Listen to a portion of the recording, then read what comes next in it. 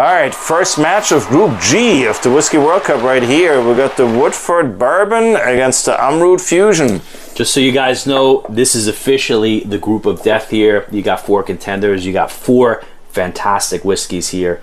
Let's give it a go. Today we got the Woodford Reserve, one of the best bourbons, entry-level bourbons on the market, versus the Amrut Fusion from India. We got a lot of Indian viewers here, and this is probably one of the best whiskeys I've ever tried from India. It's going against Kentucky's Woodford Reserve. Let's see how it goes. Starting out with the Woodford here. The Woodford is pure class. This is actually, from personal experience, this is the first bourbon that really actually turned me on to bourbon, where I said, wait, a bourbon can actually be on the same level. What were you, like 5 years old? Or? I was 7 at the time. But no, but it really did open my eyes, where I said, hey, you know what? These bourbons, they're not playing around. On to the Amrut. So Amrut, funny enough, Amrut Fusion at one point got a 97-point rating from Jim Murray back then. This is a brutal World Cup, and upsets do happen. As much as I love the Amrut, I'm going to give it to the Woodford. I'm going to give it to the Amrut. So I kind of feel like the Woodford was dominating most of the match, but a little mistake, maybe an own goal towards the end of the regulation time.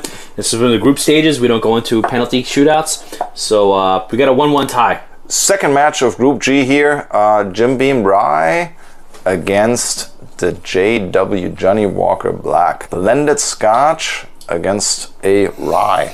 Very even matchup here. They both hit 40%. They're both kind of entry level, whiskeys here. So this is, I like to kind of see these matches, because even though you got a Rye versus a blended Scotch, at least they're on the same kind of price level. The caramel vanilla on the palate of the JW Black is actually surprisingly beautiful, I gotta say. The JB Rye, it's just a gorgeous rye. You still get a little bit some of the Jim Beam flavor in there. Johnnie Walker Black, very popular dram. There's a reason for that. It gets a little bit of heat from some of the connoisseurs, but I gotta tell you, for a blended Scotch, not a blended malt, just a regular blended Scotch, there's a decent amount of complexity that's going on there. And at that price point, $20. Very good, very oily. Yep. You do get like the tobacco pouch on the nose. Caramel vanilla. Peppery, even butterscotch comes in there slightly. It's a little bit difficult for me as a purist, because I obviously like the brutality of a cask strength whiskey. Having said that, this is a nice sipping dram. For me, it's not that difficult, because as a jack of all trades, like MacGyver back in the day, if you watch that TV show, I think these are both good whiskeys. I gotta say, I'm a big fan of cocktails as well outside of this genre here. And for that, the Jim Beam Rye is fantastic. I don't know if I would drink it so much straight up, but the Johnnie Walker Black here, again, not something I would normally reach for, but I think there's a different level of complexity there. I can see where if you're more of a fan of the rye, and there is a little bit of punch behind the Jim Beam Rye. If I got to choose between the two, I would go for the Johnnie Walker Black. I gotta give it to the JW Black here. Closing thought on this, in its first match, the JW Black was Saddam Hussein's favorite whiskey, and who are we to disagree with the man himself? The major dictator. We got 2-0, pretty easy but relatively close win for the Johnnie Walker Black. Next match in Group G, Woodford against the JW, or otherwise known as Johnnie Walker Black. American standouts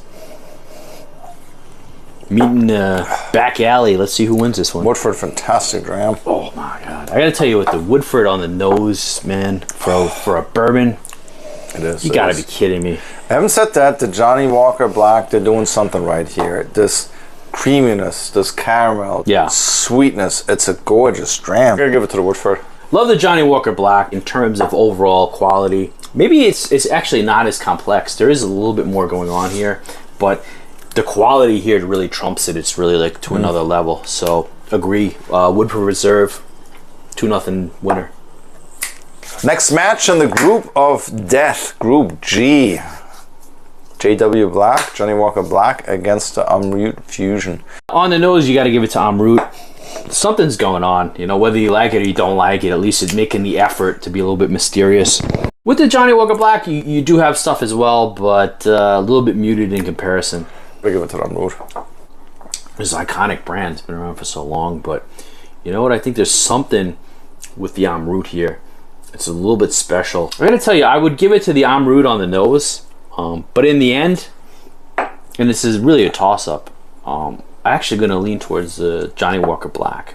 As much as as much as I was a fan of the Amrut, and I still am a fan of the Amrut, I just think it's got, like, for a blend, it's got a lot going on. It's got really that mass appeal, and it's definitely widely available throughout the world. We got another tie. We got another tie. 1-1. This really is a group of death. Next match, Group G, Amrut Fusion against the Jim Beam Rye. Jim Beam Rye coming out at 45%. A little bit of heavyweight in this group. Let's see what happens when these two bad boys go mano-y-mano. What's going on here? It's sweet, but misleading on the nose. Sweet, but misleading. Compare that to the Rye. Jim Beam, great offering. Maybe a little artificial, but I think the flavor overall, the profile, it's a pretty strong rye. I don't think it's artificial. I think it's true to nature. It's a nature pour. You think it's really this color? No idea if that's a real color. No idea. I don't know. It might have been maybe they used the charred oak or something like that. Who knows? I gotta give it to the Jim Beam Rye here, though. Bang. I disagree with you. I'm gonna go with the Amrut Fusion. I think this is actually a little bit better than Jim Beam Rye. As much as I love the Jim Beam Rye, but at the end of the day, I think this one wins. So we got another 1-1 tie. This is really, we promoted this as a group of death, and I think that's what it's going to be all the way through. So, group of death all the way. All right, last matchup of Group G. We got a Woodford Bourbon against Jim Beam Rye. Ought to be quite interesting. This one is not that complicated for my own palate. As much as I do like the Jim Beam Rye, I think if you go for the nose, you go for the finish, you go for on the palate, a little bit of a different beast here, right? Different presentation, even you look at the bottle itself. Not that we're judging on that, like compare this to the... Don't judge on the marketing. Yeah. Between the two here, I would have to actually, I'm going to lean definitely towards the Woodford. They're both fantastic drams. I got to give it to the Woodford. Yeah, also for the Woodford. All right, there it is. So a 2-0 win. Woodford moving on to the next round.